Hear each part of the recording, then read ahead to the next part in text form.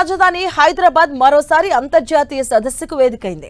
ప్రపంచవ్యాప్తంగా వివిధ దేశాల నుంచి తరలివచ్చిన లైఫ్ సైన్సెస్ బయోరంగ నిపుణులు ప్రతినిధుల మధ్య బయో ఏషియా సదస్సు ప్రారంభమైంది.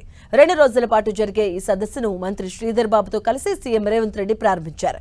ఈ సదస్సుకు ప్రపంచవ్యాప్తంగా 50 దేశాల నుంచి 3000 మందికి పైగా ప్రతినిధులు హాజరయ్యారు.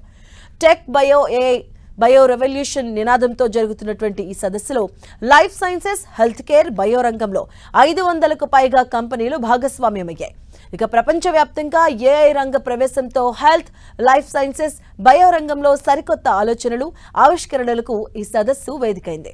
ఇక వేగంగా ఎదుగుతున్న తెలంగాణ అభివృద్ధిలో భాగస్వామ్యులు కావాలని బయో సదస్సు వేదికగా పిలుపునిచ్చారు సీఎం రేవంత్ రెడ్డి.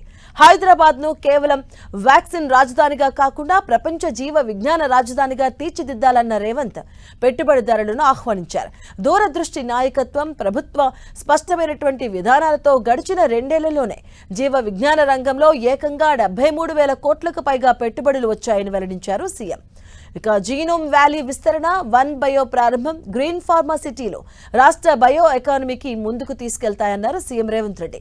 తెలంగాణ రైజింగ్ 2047తో ఇక 2034 నాటికి $1 ట్రిలియన్, 2047 నాటికి $3 ట్రిలియన్ ఆర్థిక వ్యవస్థగా తెలంగాణను తీర్చిదిద్దడమే తమ లక్ష్యమని చెప్పారు. ప్రపంచ టాప్ 3 లైఫ్ సైన్సెస్ క్లస్టర్లలో తెలంగాణను నిలిపేలా చర్యలు తీసుకుంటున్నామన్నారు మంత్రి Sridhar Babu. mRNA, gene editing, ఏ ఆధారిత డ్రగ్ డిస్కవరీ వంటి అత్యాధునిక రంగాల్లో యువతకు ప్రత్యేక శిక్షణ ఇస్తున్నట్టుగా చెప్పారు. హైదరాబాద్ ను ల్యాబొరేటరీ ఆఫ్ ది ఫ్యూచర్ గా తీర్చిదిద్దాలన్నదే ప్రభుత్వ సంకల్పమని స్పష్టం చేశారు మంత్రి శ్రీధర్ బాబు. తొలి రోజు బయో ఏషియా సదస్సు కోసం వేదికగా ప్రపంచ దిగ్గజ కంపెనీలు భారీ పెట్టుబడులతో ముందుకొచ్చాయి. దీనికి సంబంధించి కీలక ఎంఓయూలు చేసుకున్నాయి.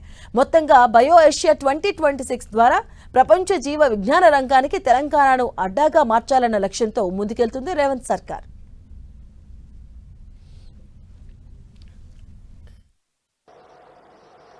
In the last 2 years, we have received over 73,000 crore investments in life sciences.